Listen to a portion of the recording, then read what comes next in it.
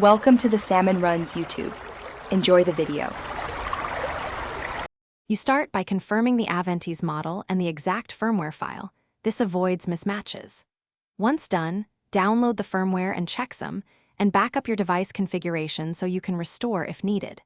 Make sure the device has reliable power, charge above 50% or keep AC connected, and use a good, grounded USB or serial cable. Now put the unit into bootloader or DFU mode, open the Avantis flashing utility, and select the firmware and checksum to begin. You initiate the flash after selecting the correct image slot and confirming checksum integrity. This prevents corrupted writes. During the operation, monitor the progress bar and serial or utility logs so you can catch CRC or write errors early. If the tool offers verbose or debug output, enable it. Review any warnings rather than ignoring them. Do not interrupt power, USB, or host communication. An incomplete flash can brick the unit, so keep your computer awake and stable until the process completes.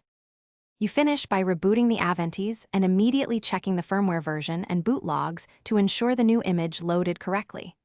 Once booted, restore your saved configuration if required and validate key functions like network, sensors, and interfaces.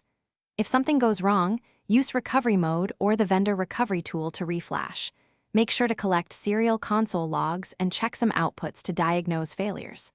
A common tip: if boot stalls, rerun the flash with verified firmware and observe error codes for targeted fixes.